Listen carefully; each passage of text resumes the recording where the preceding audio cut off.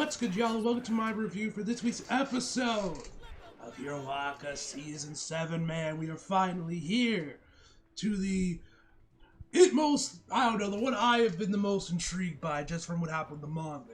Uraraka versus Toga. Now, y'all already know the takes for this episode finna be ass. Like I said, FHA Bad Takes, my man is gonna be working overtime this episode, unfortunately, man. But so far, I haven't seen them. I've only barely checked Twitter, though. I've only checked, like, Fang's Twitter, just to see, like, the My Soccer Games for cuts and, like, who worked on the episode, man. I haven't got that deep yet. I'm about to do that a little bit later today and see we find the shit takes. But anyway, guys, man, this was an incredible episode. A beautiful episode, I dare say. Now, you go on Twitter and you see everyone from the staff list, Fang, Uraraka Seiyu had a statement come out yesterday. Yeah, it was like yesterday that she was bawling her eyes out while recording this episode, which you could definitely hear. I personally was not. I was not tearing up. You guys see my reaction. My eyes were drier than the Sahara Desert, man. But this was still a beautiful episode. I would say this is probably out of the main fights we've gotten so far, like Izuku and Shigaraki, the Bakugo episode, and especially Toga and Toya and Todoroki. This one probably the weakest if I had to rank the fights, me personally, man. But this was still. Then again, a lot of those episodes also had like spectacular animation. This episode had some great animation as well, just not to the same caliber as those episodes. But this was still a beautiful episode, man, between Toga and Uraraka culminating to the end of their I guess, saga arc, whatever you want to call it, man. But yeah, man, it was a beautiful episode, man. It was incredible, and yeah. Now, first things first, before we jump right into the actual episode, a couple things I want to talk about real quick for you guys that I want to mention. First and foremost, as you guys know, the Bleach, the third core of the Blood War is out today. The episode itself, I don't think has dropped yet, but it's coming out later today, like an hour. First of all, thank you, Olympus, for fucking up Hero Waka schedule so much that I have these two shows overlap. But anyway, guys, so what I'm going to try and do is, because you guys also know Bad Blood is today at 6. This guy's a special start time at 6 p.m. Eastern. I'm going to try and finish, I'm hoping I can finish up the Hero Waka review, get it edited, uploaded, all that jazz for you guys ready by 6 o'clock so I can get that done. If I have time, I'll go watch Bleach before the show starts. I'll go watch Bleach and try to get started on that review. You guys know I also got Toonami tonight as well. So, and like the show's probably not going to end until like 9, maybe 10, till like 9 probably, maybe 10. So, yeah, if the review, there's a good chance the Bleach review might just get saved for tomorrow, man. I'll finish it today. I'll work through it and edit it as much as I can. But there's a good chance that review will get delayed till Sunday. If I can get it out today, great. But if not, the review will be delayed until Sunday, man. That's when the review for that one's coming out there. You guys also may know wondering if I'm actually going to be reviewing SAO Alternative Gun Gale Online Season 2, which I actually forgot to do the first episode yesterday. Probably not, just because this season is just so busy and I just have so much shit to do this season, man. Like, we got Bleach, Uzumaki, Dragon Ball Daima, Hero Waka Season 7, we got the last couple episodes of that, man. That I think I'm just going to skip it this season. I'm going to try and watch the first episode on Sunday, just to see if I want to go in there and actually commit to reviewing it or not. But if you guys don't see a review on like Sunday or Monday, I'm not doing it, man, and I'll be doing reaction clips for it on my Twitter when I get caught up on the shows that I missed from this year, man. So I'll post reaction clips there, so you guys will get some content there. You guys want to know my thoughts on the show, it'll be there. But anyway, man, without further ado, let's just jump right into the actual episode. So we start the episode off right where we left off last week, man, with, of course, with a little bit of a recap from what happened with Toya and Todoroki and all that jazz, man, before we cut over to the new stuff in the actual episode. We can see Toga overlooking and seeing the last remaining bits of the whole battle with Toya in the background after the ball has like exploded or evaporated or whatnot after his fight with Todoroki, and we see her overlooking the explosion, and then we just see that Sad Man's death parade, has just completely overtaken the arena, man. Like, they have completely surrounded the area. We see them, they have subdued Jiro, they have Sue strung up, like, bro, Jones looks like she's about to go, she's almost crucified, bro, with the way they had her, like, with her arms up and everything, man, it was kind of crazy. And then of course we see her. And then of course we see Uraraka. We see Best Girl. She looks amazing. But the key animation of this episode, man, was great. While this episode did I saw some people say that apparently the leakers was like, oh, this episode is better than the Bakugo and the Dobby episodes. Like, I don't know if they meant that in animation content or just in the general content. The episode itself was better. Me personally, I would not agree with either statement. Definitely not animation, man. Well, but anyway, as I was saying, while this episode was not like a massive Sakuga fest like last week was, the drawing while there were some amazing cuts in this episode. Do not get it twisted. This episode had some damn good cuts, including Pixie Bop, who I am almost sure at this point that she got some fans in the staff, because she's always been getting really some of the better cuts for each episode, man. Not gonna lie, man. So I think she got some fans in staff list, man. But hey, I appreciate that, man, because you guys know she is voiced by Jeremy in the dub, and she also got some dialogue in episode 2. So W for me. When the dub of this episode airs, man. Now I'm going to hear an incredible performance from Leanne and Lucy, man. But we're also going to hear my girl Jeremy one last time, probably for the season and maybe the series. But anyway, man.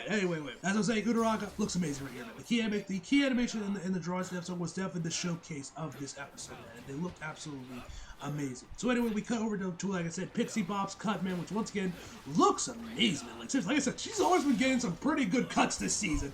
Like I said, I am convinced she got some fans. There are some hardcore fans in the staff of Studio C, and they're like, all right, well, I'll make sure my girl looks good this episode, man. I'm just saying, bro. I could be wrong, but I'm just saying, man. She's always got pretty good cuts. As it continues onward, that basically heroes are fucked with their own. That doesn't really matter because the heroes are fucked because of just the overwhelming numbers of Sadman's Death Parade that they can easily just take over. Just take over the battle arena. We get some shots of showing off some of the other heroes and the other characters overlooking the battle. We see the Todoroki family. We see Ida, who is still is still on the ground, man. He has not gotten up into a sitting position.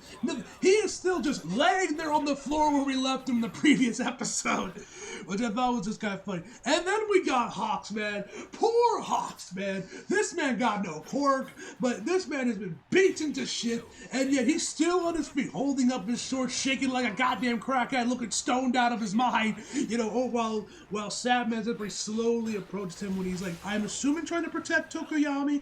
That's his body next to him. I couldn't really tell, just we never got really close about it. I'm pretty sure it's supposed to be Tokoyami, man. But yeah, Hawks looks stoned out of his mind here, man. Just honestly from all the abuse taken this episode, which I think is kind of fun because if you guys are playing Ultra Rumble right now and you guys have managed to unlock Hawks, which I did, man, I got on my first try, so W. But no lie, Zeno Loki kind of sounds like a stoner. Like when he says, "Can I take this?" Sweet. Oh my god, sounds like a stoner. Anyway, Uraraka manages to break free out of Sadman's Death Parade and starts making her way towards Toga. Animation here looks really good, man. No lie, they had Uraraka move like she got ODM gear, man, with that like spacewalk thing she got going on with the wires and the air puff. I don't know what the thrust propulsion she got in her boots, man. No lie, they had her moving around like she got ODM gear, bro. Like it was Attack on Titan, man. Also, it was pretty awesome. They even had even the sound effects I know sounded a bit similar to the ODM gear, but that's just me. But yeah, the animation right here, she rushes up trying to get closer to Toga, man, looked amazing. She wraps her wire around Toga's arm, and then Toga does it, and then she literally just starts slowly cutting it off, man. Like she ain't doing this with no urgency, and she's just like this is just an average Sunday stroke. She's like, ah, crap. I was like, bro, if you're trying to cut the wire off it, I think you're gonna need to put a little bit more force and show a bit of urgency to get this thing off, man, with your knife. Anyway, Uraraka tells her that she's only known her since last summer, which that's always been the funny part. Like, people always claim. All these shippers always claim they're like, oh, about Toga and Uraraka and all that shit, man. Like, y'all clearly are just based this purely off fanfics. Because like I said, as Uraraka herself said, they've known each other for 5 minutes. Like, they've had 3 interactions in total, man. Y'all be reading too many fanfics, man. Y'all are confusing fanfiction with the actual canon of the series. I'm just saying. Anyway, that'll probably be the last mention of the shipping shit in this review, man. Anyway, she mentions that she's only known her since last summer, but she made her change from the way I thought. Toga's telling her basically to fuck off, it's too late, and she's like, and then Ura tells her, I saw you were crying. It must have been because you couldn't beat twice. And then, of course, talks about when Sue's theory that she can mimic everyone's quirks like Twice could. And then she said that due to her having murder's intent, it's not a pure life. So I guess that's the reason why she can't completely mimic everyone's quirks, man, is due to her having this murderous intent. And Toga is absolutely like flabbergasted by this revelation, man. And she's like, and then like her mask starts to peel off, man. She tells Uraraka to shut up, and then she like and she also talks like, you think you know me? You think you know me? I had to throw in the edge reference. But anyway. She pulls Sue out of the pile of bodies of Sam and Deborah, like once again, strung up with her arms, like, you know, wrapped in Twice's tape and everything, man, looking like she's about to stab her as Uraraka is approaching her. Then once again, we get another amazing cut, of Uraraka rushing towards Toga, which once again looked amazing. Like I said, they had her moving around like she had ODM gear, man. They look, whoever was the editor, I don't know if they had multiple different animators on each one of these sequences, or this was just the director of the episode or not. But somebody definitely looked at her like wise and like, I can turn that into ODM gear. And they were like, here's Bones' version of Attack on Titan. Anyway, man, Toga goes off and saying, even though you grew up wanting nothing, even though you just matched what the norm was. And then we get a close zoom in on Toga's eye as it seems that she's about to stab Sue. We then get the almost, I would say, the full context behind her backstory, which, as you guys know, we got bits of it in Season 5, but really not that much. I don't think, because really not that much in Season 5. But I feel like here we get the full kind of just why Toga came out the way she did. Now, the interesting thing about this episode is that in the days leading up to it, man, and I think I can't recall if all these images I remember seeing were all from the leaks, or they were from the official screenshots that Bones themselves released, as they do, like, you know, a few days before the episode release, or it was a mixture of the two, man. Seriously, man, the leaks for this episode, man, were everywhere. Usually, for me personally, man, I might see 1 or 2 tweets with like some leaked images of the episode, man. I avoid them, man. I don't want to see no 2 40p screens of the episode, man. I want to wait till it actually comes out. But for this episode, they were everywhere, man. I could not avoid these son bitches, man. It was absolutely insane. But anyway, while the leaks were coming out or whatnot, man, I saw images of Toga as a child. There was one constant thread. There was one constant thing I saw there, man. And it was everyone just... Now, to be fair, these were all probably from, like, villain stan accounts, so y'all know they're a little cuckoo, because of the mental gymnastics people will do, which we'll talk more about a little bit later in the episode, because even Toga mentions it. But one thing that was also a constant theme with these tweets is always them saying, like, there is a special place in hell for Toga's parents. And one of the tweets that she mentioned was a shot where it looks like after her dad hit her, and you see the red mark and she's crying on her face. It seems like, oh, so they made it obvious that she hit her. That was one of the tweets said, which made you think that maybe in the manga it wasn't as distinct that her dad did strike her there, or maybe it was. I'm not entirely sure, because you guys know I'm an anime only. But anyway, we get to kind of see the full context behind the Sparrow scene. We see the dead Sparrow. We hear a slap in the background, man. Obviously, you know, Toga's dad. Which I will say this, man. Toga's parents are assholes. Like, they were not like, listen, man. I think the mental gymnastics villain stands do to defend these characters, man, while they like act like Endeavor is fucking Hitler, man. Like, it's ridiculous, man. But I will say, Toga had a shit hand in life, man. She was given a shit hand, bro. Like, that all doesn't excuse all the shit she's done, man. I think people that say that these people act like they should have been exonerated because, like, oh, they were groomed, or oh, they had shit childhoods, or this, that, and the third. You know, like, that don't exonerate them from their crimes. But I will say, man, you can definitely see why Toga came out the way she did, man, became a villain. But yeah, and like her parents, man, like I said, they were dicks. That is something that I think we can all agree on, man. Toga's parents were shit. Like, and I wrote a tweet said, like, there's a special place in hell for them. Which, yep, I don't think I can really argue with that, because, man, they were not doing a good job, man. I will say that, man. They basically gave up. But anyway, what you could also see, this is something I actually didn't know so right now. You can actually see, like, even though that her parents are always constant silhouette, the only thing that's visible from him is his hand. So like I said, the episode basically spells it out to you that, yeah, he slapped her. But anyway, he says like, "You killed the sparrow and drank its blood, smiling while you did it." And then we cut over to Toga crying, and then, like I said, we see the red mark on her face, obviously referring to that her dad hit her. And then Toga tries to explain, no, it fell in the garden. And then we get to what I'm assuming was the original version of court counseling kind of thing, man, I'm assuming, or like some version of that to try, get rid of that bloodlust. You know what I'm saying, man? And she's like, okay, let's go make you normal. And also I have to say, the storyboard for this episode, man, was fantastic. I don't think I mentioned that real quick. The music as well. I'm pretty sure we heard some new tracks here.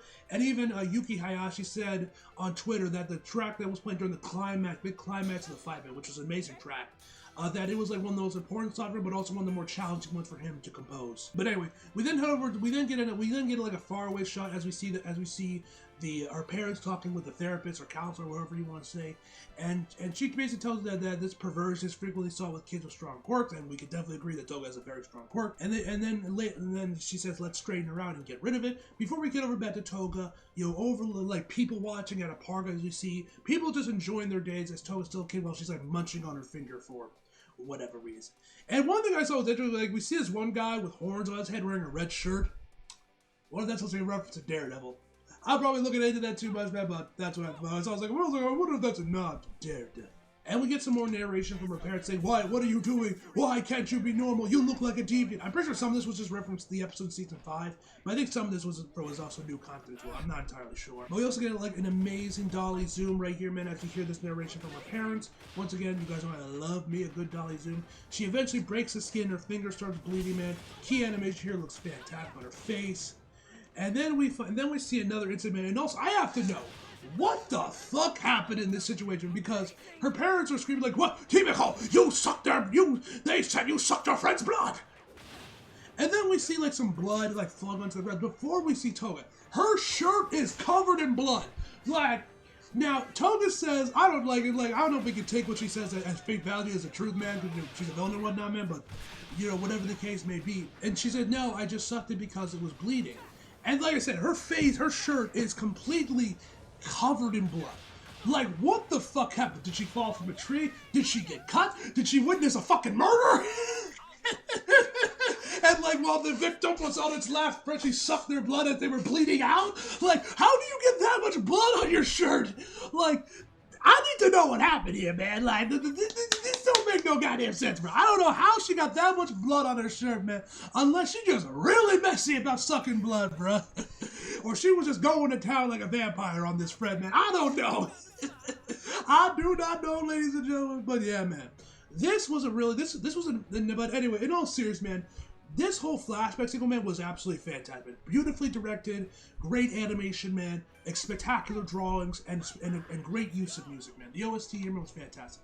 And you could definitely feel sympathy for Toga, man, because like I said, she definitely had a shit hand in life, and was everything was basically pointing her to a life of villain, because like her parents were shit, man. They were abusive. Seemingly, or I guess not seemingly, they were abusive, man.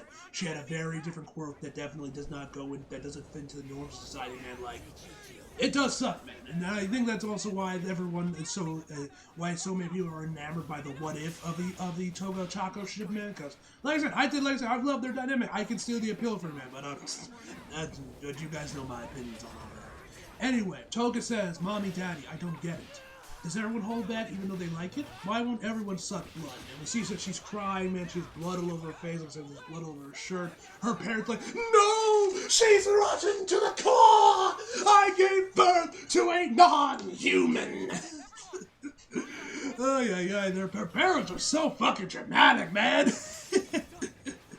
And then we actually see the reporter from Season 5 from the Meta Liberation Army. So, hey, we're going to hear Terra Sans in this episode, too. So, that's cool. Good to hear that we're going to get some Terra Sans in this episode as well. But anyway, she kind of puts her hand on top of Toga's head, kind of onto whispering into her ear. That's why you put a lid on it. Suppressing yourself, putting on a mask. You became someone other than yourself.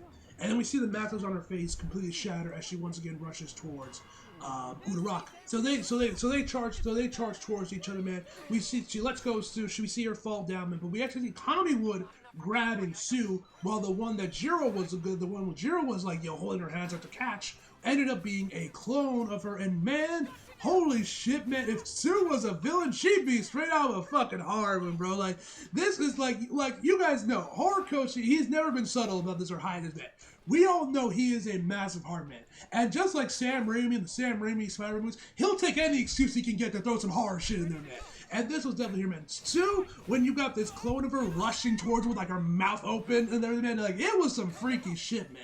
Like, it reminded me of, you guys know that one meme image or whatnot of that woman that has like that really creepy smile with like her eyes bugging out, man. You know, that image, man. That's what Sue looked like here, man. It was some freaky shit, man. So, and then Kamiwood mentions that due to the blood, that the clones are ingesting the blood that's just thrown about the battle arena, so that they're all starting to turn into, those clones of those people. So like we see clones of Sue, Uraraka, Kamiwood, and Jiro, of course, as well, because, her ear is bleeding. And so Kamiwood tries to come up with a situation like, we need to stick together, man, otherwise we get to fight this off before we get tricked and everything, man, and we're fucked, basically. No, they kind of are. So then we get this scene between Sue and Toga, man. I gotta say, shout out to Sue's Seiyu, man. She sounded fantastic here, man. I'm definitely excited to see how Monica does the scene, man. She says, I thought that to be a hero, you must follow the rules. And once again, like, the clone she's talking to, man, once again, like, it shows you off, like, if Sue, this is basically like, what if Sue was a villain, man? Creepy shit. She'd be, like, straight out of a horror movie. Anyway. And that not following the rules made someone a villain. Which I'm pretty sure is reference to season 3 when, Class A, when Ida, Kirishima, and a few other men wanted to go and see Bako, but that was obviously against the rules. And then she continues on saying, my friend isn't worried about the rules, she's just trying to talk to you. I think that's harder than just trying to kill someone. Or capture them, it's much harder. That's why, even though Chuck might be a little late, will you please just hear her out? Obviously, the Sue clone is not having any, man. And then we see that Toga stabbed Uraraka. Now, interesting change with this compared to the manga, man, because I saw bits of the manga. If you guys were actually paying attention, you guys read the manga, or at least in the original Weekly Shonen Jump version of this chapter, because this was cut out in the manga final release. You can actually see that Toga was actually groping Uraraka. She grabbed her boobs right before she stabbed her. Now, you could make the jokes, stuff like, oh, you guys are really about all this, yet she out here sexually assaulting Uraraka. Now, in reality, man, I don't think Toga was paying attention. She was just probably trying to grab onto something to stab her. Get some good footing to stab Uraraka, man. But it was kind of funny when I saw those panels. But it looks like in the anime they completely cut. But you could still see it in the manga version. You could still see it on the wide shot of this shot, man. You could still see her grabbing her boob, man. Well, it seems the anime they completely cut it out completely. Well, that was either censorship or Horikoshi or whoever decided, let's cut that part out, man. Remains to be seen, but whatever. Uraraka starts coughing up a shit ton of blood because, of course, she was just stabbed. And then Toga says, don't make me into someone you pity, before she pulls the sword out there, man. And we see the blood floating in the air when we transition to twice smoking. Now, weird thing about this part of the episode that I actually saw was apparently there's a bit of context behind this. Susai Okamura, who I believe was, who I'm not sure if that was the director of this episode, man, or he was just behind this cut, said, I saw it from Ari, he's another animation guy that does threads on Hero Walk, man. He always gets his threads out way before Fang does. And I also read them well, they're great as well. But anyway, he mentions that his anti-smoking propaganda continues even in show he's only making guest appearances in. I don't know what the cause behind this is. What's the anti-smoking part of it? It's supposed to represent the blood, the smoke around twice. I need some context behind this, man, because I don't know what that's all about. But there you go. Apparently that's a thing. That's a thing with this guy, man. He is very against smoking. Okay, I'm not sure how that works or whatnot, but I would love to have the context behind that whole thing, man. If you guys know anything, please leave it down below in the comments. But anyway, from here we cover to a flashback back during basically My Villain Academia, where basically everyone's discussing why Toga doesn't have natural villain name, which I didn't even notice until it's yeah, Toga doesn't have a villain name, or Shigaraki for that matter either, man. They don't have villains, they just use their real names, man. Well, I guess Shigaraki technically has one because his name is Tenko Shimura, and then he became Tomura Shigaraki from All For One. So I guess he technically has a villain name, but Toga doesn't at all. So they're kind of talking about this. They even come up with their own little names for Toga. as well. Like Vampirus, Carmella, which I think might be a reference to Vampirella, I believe is the character's name. Not entirely sure. And then twice comes up with Choo Choo, Pikachu. Which I don't know if that's supposed to, or if I didn't say it right, but I don't know if that's supposed to be a reference to Pikachu. But Toga doesn't like any of those, and she says that she'll live her life as Toga Himiko. So then Uraraka manages to grab, or like hug Toga, and says it's not pity, but Toga manages to kick her off, to kick her off. And then Toga says, "You say nice things, but in the end, you want to throw me in a cage and give me the death penalty, right?" Which I would go more detail about this line, but that would be getting into manga spoilers, man, so I won't be, but if you know, you know. And then Toga says that if not, then you're going to kill me like Jin, win or lose, live or die. This is a battle for survival. And then Uraraka says that's the norm for us both, isn't it? So these two continue arguing about it. Once again, the voice acting here from both Uraraka and Toga seiyus is just absolutely incredible, man. So now the numbers of now because we also have this really nice shot of Toga right before she presents like more of the clones behind her, man, which has features like Sue, Uraraka, etc. from the other clones adjusting their blood. That this is when the number gets so thrown that she now declares the move upgraded to Sad Man's Legion. So yeah, we went from Sad Man's Death Parade to Sad Man's Legion. There you go. And once again, we get another shot as everyone's just getting sucked in and absorbed by the mass of clones. We once again see like the Sad Man's Legion once again approaching Endeavor, Ida, and Hawks as well. Which the CGI here looked amazing, by the way. So then we get another really cool shot of one of the reporters kind of like overseeing, Sad Man's Legion from the skies, man. She mentions about the quirk theory, about how like that each generation grows stronger, and then eventually, the Doomsday theory, and then eventually, it'll get so powerful that we can't stop it. And that is happening today with Toga due to her emotions. And this is when shit gets crazy. This is when I think the episode gets into high gear, man, and we start to reach the climax of the episode. So by this point, all the clones are trying right towards. She uses gun heads, martial arts, man. Which I like how they have like little streaks of pink, as she right before she appears again, man, and her quirk awakens. I thought that was a nice touch. I like how that did it. But yeah, her quirk. But yeah, she managed to get a bunch of the clones up in the air. She's like, I didn't take any damage from them. Which honestly, this shot of like with Toga, like sitting on like a pile of her clones with more clones behind her, man. No, I ain't gonna lie. That shot kind of goes hard, bro. I ain't gonna lie, bro. That shot looked absolutely spectacular, man. So she says that she's like, yeah, no shit. Zero gravity is a power that isn't used to hurt others. And then these two continue on going onward about how Toga and about with these two Uraraka that Toga had or rather when they first met, that she was scared of her because she didn't know how she could smile at like such a time. And then we get some flashbacks once again to Twice saying, then kill as many people as you want. Her mom saying, stop making that face. She starts crying a bit, and she says, die, why won't you die? And Uraraka tells her, you might have been pushed away once. It might not be a world that's comfortable for you to live in. As we once again see her she's just going to town with gunhead martial man. She's just making her way through them, man, touching as many people as she can, man.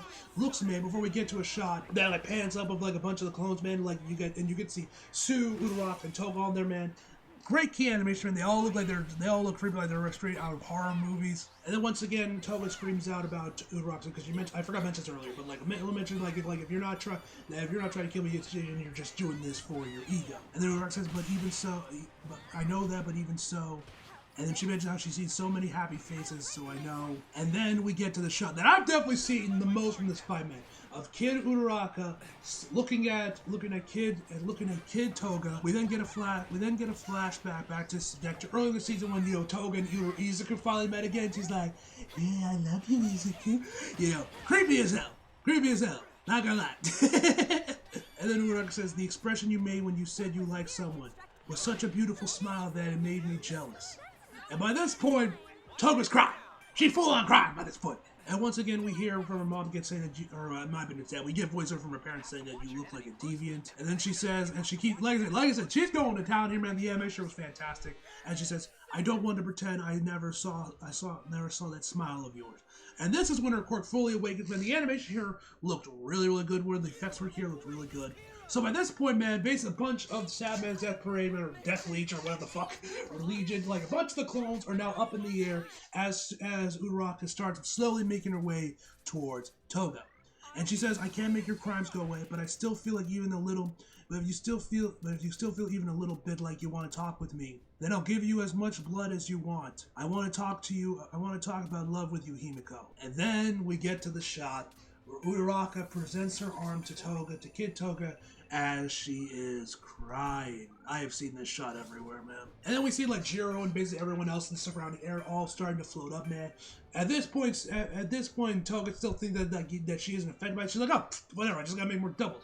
But when she makes her double, once again, that double's also. It seems like those like pink dots we see in the background has awakened her core to where basically anything in the vicinity of that, even if she doesn't directly touch them, will also start floating as well. And Toga mentions how this is exactly what happened when she almost died, man, her quirk awakening. Uraraka mentions that her body started to feel cold because, you know, she's been losing a lot of blood.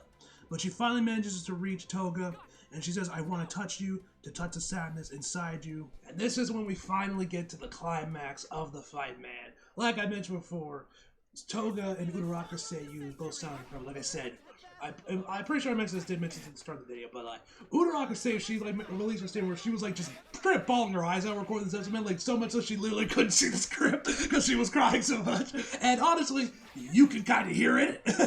Not gonna lie, you can definitely kind of hear it in there, man. I'm definitely excited to see how Lucy and Leanne tackle this scene when the dub gets here, man. But, and the music here was absolutely spectacular, man. Shout out to Yuki Hayashi, man. Such an amazing composer, man. The animation here, this was also probably the animation highlight of the episode, probably, as well.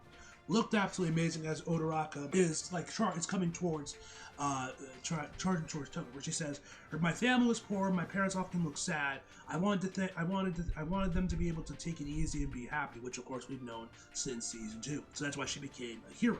And then the older she got, she then realized that other people exist. And then I fell in love with Izuku! Did y'all hear that? She loves Izuku! And yet people still argue! People still argue like, bro, that was the shit that actually lived. They're like, people still argue with this shit, man. But anyway, that's the last time I'm gonna mention shipping in this episode, man. Scout's honor. Like, I had to, y'all know I had to mention that, man. Y'all know I had to mention that. But anyway. And now I want to stop you. That's me. That's why I'm here right now.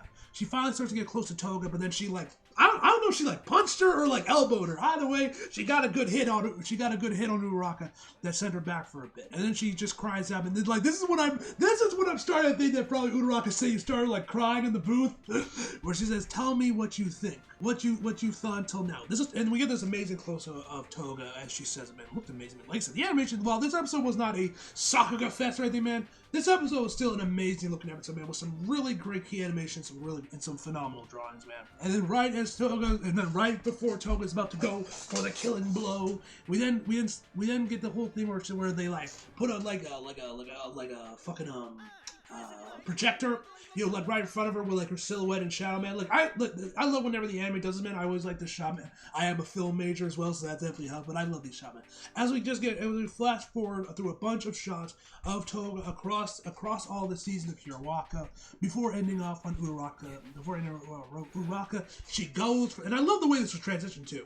She goes for the killing blow once again, but then stops but then starts mere inches from her head as Toga is now morphed into this creature that's right out of like the Hellraiser movies or something, man. Like, it's some freaky shit. Like I said, man, Horikoshi, he likes samurai. He'll throw in horror when he'll take any excuse to throw in some horror into his movies whenever he can, man. And I appreciate it. Like I said, if you want to see who asked me, man, Horikoshi is this generation samurai, if you ask me.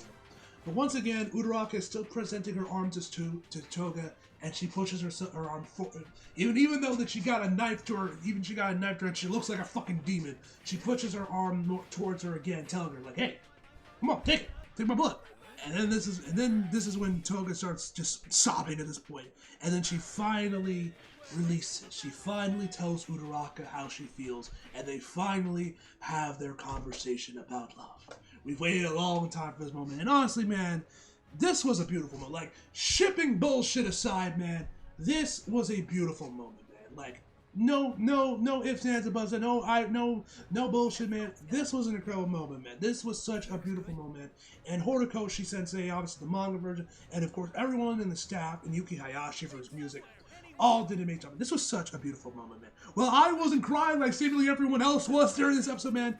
It was still a beautiful moment. Anyway, she says that she falls in love easily with animals, villains, heroes, boys, girls. That's right, she didn't mention cats and trees. Alright, sorry. I had to throw that in there. Sorry. But because everyone has such lovely blood flowing through them. I was told not to smile. I was jealous. Izuku looked like the boy I like, which once again, and we find also know learned thing, his name is Sato.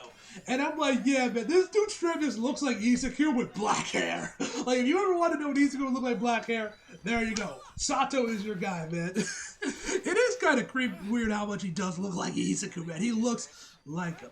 And then we get to this amazing, beautiful shot of Kid Uraraka and Kid Toga as they're descending from the sky, as once again, and with this like beautiful sky background, man. Seriously, this was such an incredible moment. This was such a beautiful shot, man. I couldn't ask for his blood because then he would say I wasn't human. Because like Uraraka and Izuku, they just tell me that what the right way to live was, and that be the end. And that's why she joined the League of Villains, so she could live the way that she wanted. She once again goes for another killing blow, but I guess Uraraka managed to like stop her, and she like kind of brings her, like embraces her a bit, at least judging from that this is when they switch back to kids again. And Uraraka says, you were sending me singles this whole time, but it took me so long. By this point, I could tell Uraraka saying is just bawling her eyes out. It took me so long to realize, and this is when this is when Jin's blood starts to leave her body, man. By this point, she is full, and like she has reached her time limit with twice his blood. Uraraka then says, I actually also think it's amazing when someone works so hard and they're all beat up. I can't take place of the League of Villains, but I thought I needed to tell you how wonderful your smile was. Then she asked her if she's cute, man. And honestly, like, well, you got a lot of people saying that Toga's cute, man. She does have cute moments. I will say here, man, she looked really cute here, man. Like, this, honestly, I dare say she looked beautiful here, man. The key animation here, man, looked phenomenal, man. And once again, the voice acting and everything, man, was spectacular. She, in like, this looks 1-to-1 to the manga, too. Like, literally, 1-to-1. I've seen this panel all over the place, man, and this looks 1-to-1, man. Like, they did, whoever key animated this, man, did an amazing job. Whoever did the Genga for this. And Uraraka tells her, the cutest in the world. And ladies and gentlemen, that is where the episode ends. We do get an add a bit of the ED with Uraraka and Toga, which is a nice touch once again. And yeah, man, we end the episode off. Final episode will be All For One, and we'll be All For One and All Might facing off, man. That is going to be a legendary episode. Hell, maybe be my favorite episode of the entirety of Hero Waka, man. Not gonna lie. Like depending on how that episode goes, man, that moment, right. And we'll have to wait and see if the Cube Man does make a second appearance, man. I don't know if he will, man, but like I said, the dude did tweet a picture of Iron Might on his Twitter a while ago, man. So maybe we'll see him, maybe we won't. I don't know, man. We'll have to wait and see on that. But yeah, man, this was an incredible episode, man. A beautiful episode from start to finish, man. Everyone that worked on this episode did a spectacular job, man. And I got nothing else to say, man, other than God help us where the shit takes this episode's probably gonna get. Anyway, guys, overall, I give this episode a 10 out of fucking 10, ladies and gentlemen. As always, hope you guys enjoyed the video. Link if you did, subscribe if you're new. Follow me on social if you like it. Link subscribe below. And as always, come back for more. See you guys next time.